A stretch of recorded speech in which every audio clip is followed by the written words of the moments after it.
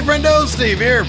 And Larson. And welcome back to Going In Raw. It's time for our AEW All Out predictions. Of course, we're going to be doing our live reactions to All Out right here on the YouTube. YouTube.com/Steve and Larson, September 5th, this Saturday, starting with the kickoff, the buy-in, if you will. They actually do some pretty consequential things in the buy-in. It feels like the buy-in is worth a bit more than WWE's kickoff shows.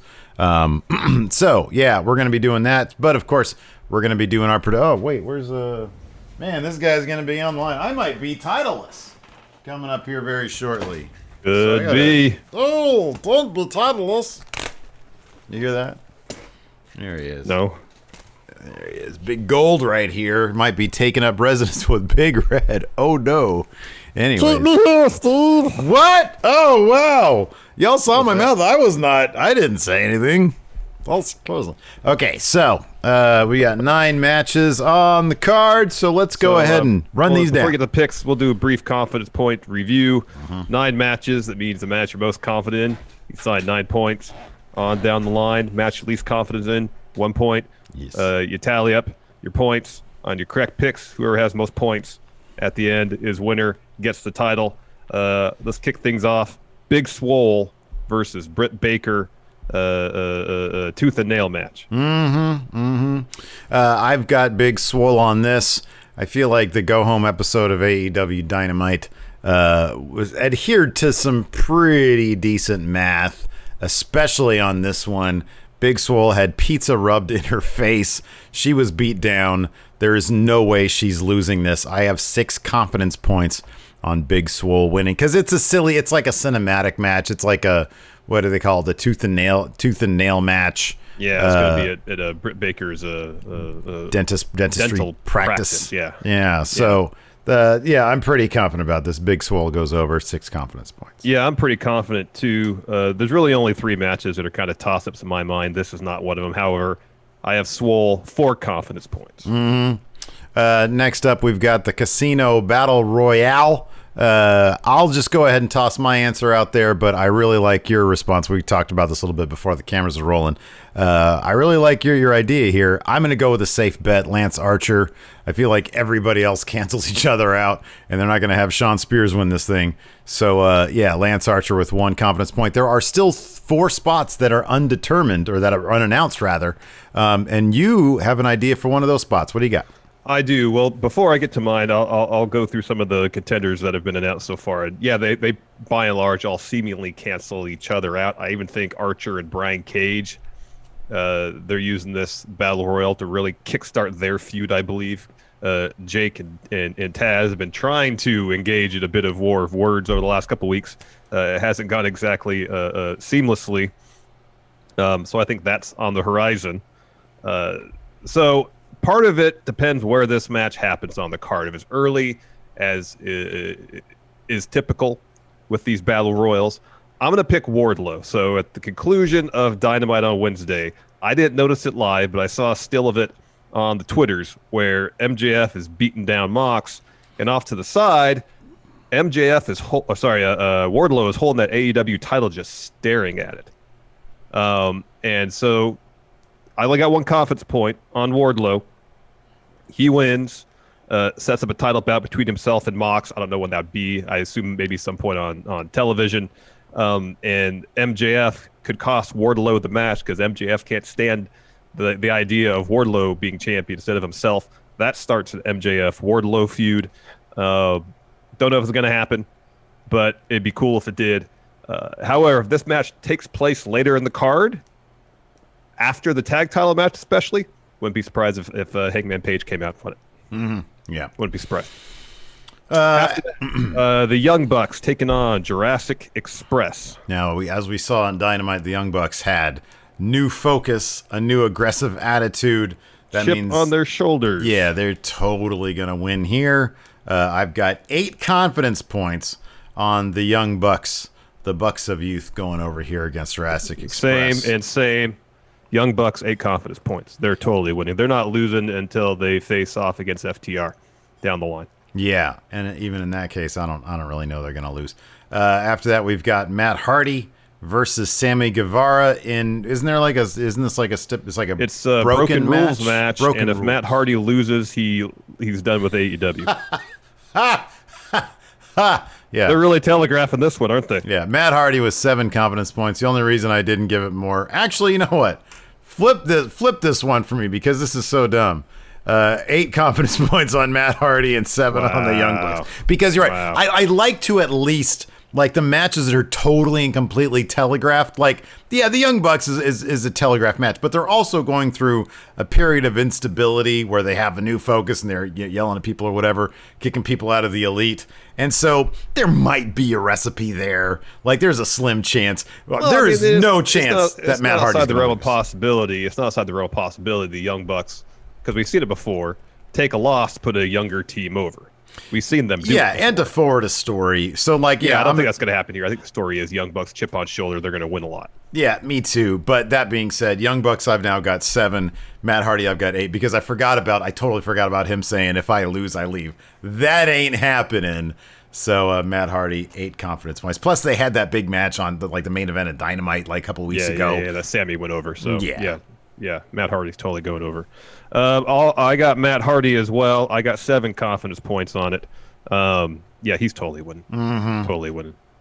Totally winning. Next, we've got Mr. Brodie Lee and his Dark Order versus Scorpio Sky, Dustin, QT Marshall, in this case, the guy who takes the pin, and Matt Cardona, the silent Zack Ryder, who we still have. He had a line in that video package on. Oh, he did. Wednesday. Yeah, he said, "Oh, you were being held back. Get the F in line." In reference to Brodie Lee. That's all he's spoken thus far. All right. Well, anyways, look, my judgment might be clouded by you throw a bunch of random dudes together versus a unit like the Dark Order. They're doing a really decent job at this point of showing that the Dark Order has some strength behind it, and I think this is just. Nobody on the other side comes out looking bad if they lose. But Mr. Brodie Lee and the Dark Order will kind of look like fools. And I don't think that's the direction they really want to go in. No. So I've got 4 confidence points on the Dark Order here. I have Dark Order as well, 5 confidence points. If they lose this match, goodbye most of the momentum they got from Brodie Lee squashing Cody. It just doesn't make sense from a storytelling perspective. They won't collect any more Chili's money if they take an L here, and Brodie needs at least 4 more riding lawnmowers, so they're going to get this win. Exactly. Next, Chris Jericho versus Orange Cassidy in a Mimosa Mayhem match. Next to the Battle Royal, this is the closest thing to a toss-up I feel like on the card. Yeah, I agree. This could really go either way. I only have 2 confidence points on this match. I look at it, I know that, Jericho beat Joey Janela. They beat the crap out of him. They sort of beat up Cassidy. Cassidy kind of had the last word, pouring out the bubbly. When I think about this match, given that one of the stipulations is you can lose by being dumped into the mimosa, they could have a spot where the rest of the inner circle, particularly Ortiz, who has been known to not like to swim, they could be the guys that end up looking like the fools here. They want Jericho. To me, it goes back to this idea that Jericho seems to be righting the wrongs of WCW when he was in Orange Cassidy's spot, and in this case, Jericho is basically the Hogan. Now, they had Orange Cassidy pick up a win against Jericho. They want to keep Jericho strong. But I don't think that him falling into a vat of mimosa in order to elevate Orange Cassidy to potentially another level, I think that is probably more likely than the risk of having Orange Cassidy stay where he's at by eating a Judas effect. And the only people that fall in the mimosa is the inner circle. So I think that Cassidy's going to win here. Jericho will look like a fool. And then they could just have Jericho go on another tear of beating other people if they want to elevate him up to a main event scene again. But I think this is a special project of Jericho's to get Cassidy over. And Yeah. I think the only way you do that is you check your ego. You look like a fool. You don't eat his finish and take a pin for 3. You don't have him tap you out. You fall in the silly vat of mimosa, and there you go. I think that's how you do it. Totally. So You're Cassidy 100% with 2. right. How many confidence points? 2? 2. Cassidy? 2. Same. Yeah. I got for everything you said. 100% right. I can't imagine at any point that we won't see the image of Chris Jericho in that huge vat of mimosa with his wine face. You know, he came up with the match. It's just Jericho like, hey, cry face. if you get out the table, if you stack the chairs, you're going through it. You come up with the mimosa match, you're going into the mimosa. Yep, exactly. Okay, so next match. yeah, this next for the one, AEW tag titles. Kenny and Hangman against FTR. Steve, who do you got? So I am good. You had mentioned beforehand your pick, and I was thinking to myself, okay, how can I go the other way and justify it? I am picking Hangman Page and Kenny Omega for one pretty simple reason. The last time we saw them, they were a mess. And I find it difficult to believe that they're not going to dig themselves out of that hole as a result of this match. AEW really likes to have stories that are tied up pretty well. And yeah, things spring from feuds and things spring from blow-off matches.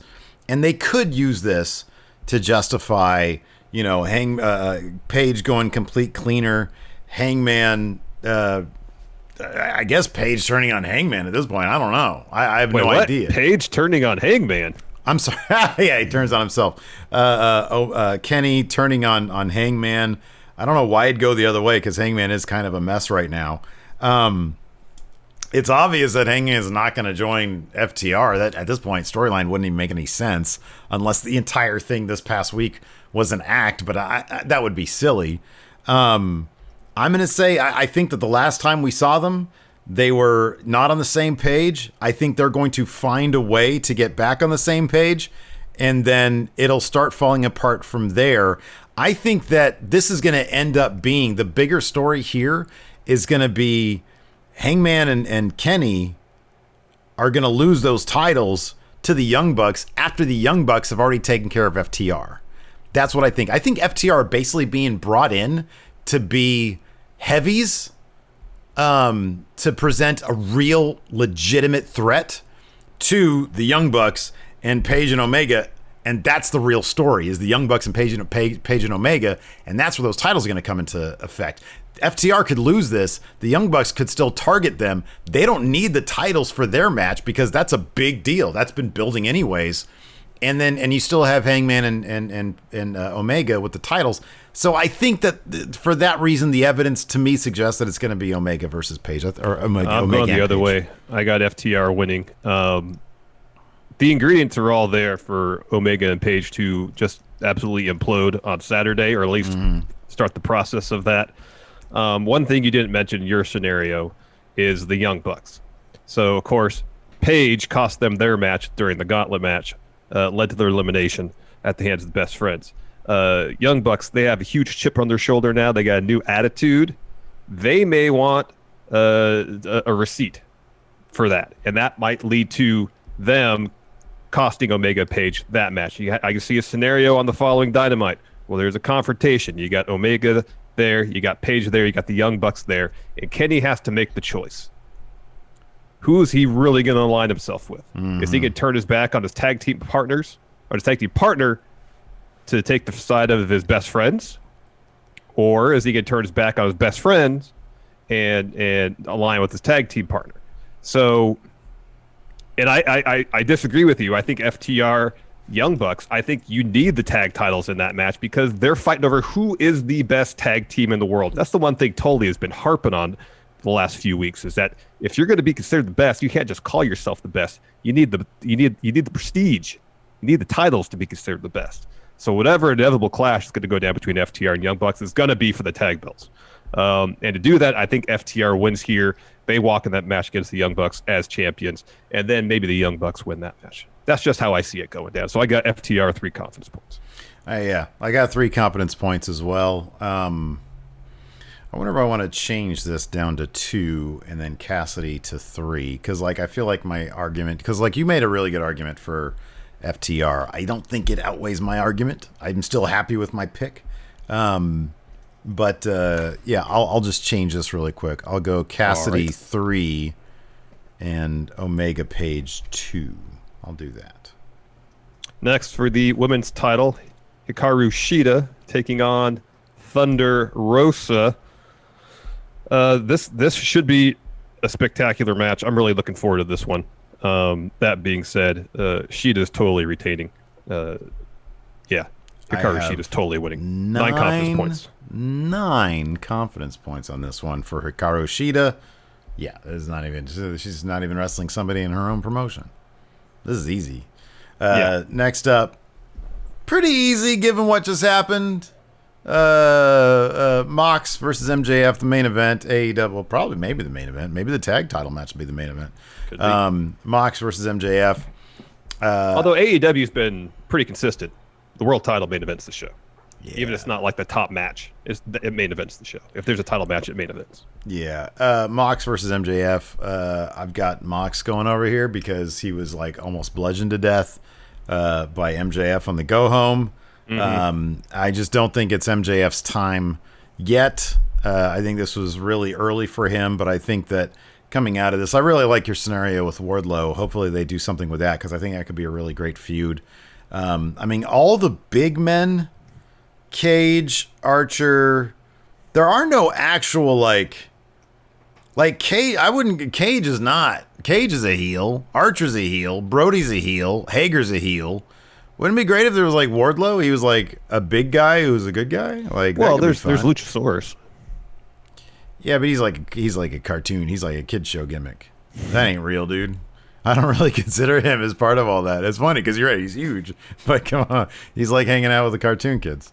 Yeah, Wardlow is like a face could be really interesting. In any event, regardless, this is Mox. I think there's 2 people that could potentially take that title off Mox, and they're the current tag team champions. So, yeah, I got Mox with 5 confidence points. You have, 5. Sorry. I have Mox as well, 6 confidence points. I don't think he's going to lose. You never know. They might decide to put that belt on MJF. I don't think so. Yeah, I mean, that'd be a pretty great way to buck the go home math. You know, like MJF essentially begins his title reign at Dynamite. You know, last night or whenever. I don't know when this is going up on Wednesday. But and then he continues that level of violence and actually beats Mox at his own game. But I don't really see it happening. I think that with Mox especially, they just like to keep things really simple.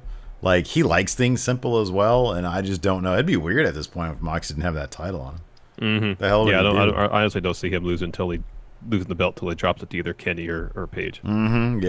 Yeah. So there you go. There are our picks. Let us know yours in the comments below. And hopefully you'll join us on Saturday for our live reaction. And then we'll be doing our live recap over on the Twitch. So make sure you're following us at the twitch.tv/Steve and Larson. I think on Sunday, I'm going to do a special Steve birthday stream of me doing some video game stuff. So I got this Steam code, the Steam key. Yeah. For something, for some reason from our old Machinima days, I still get Steam keys sent my way. There is something called Junkyard Simulator. Oh, that sounds interesting. I'm very interested in playing that, so I might. Will the Forgotten Sons be there? That's what I was thinking. Yeah, maybe. Anyways, thanks for watching. Until next time, we'll talk to you later. Goodbye.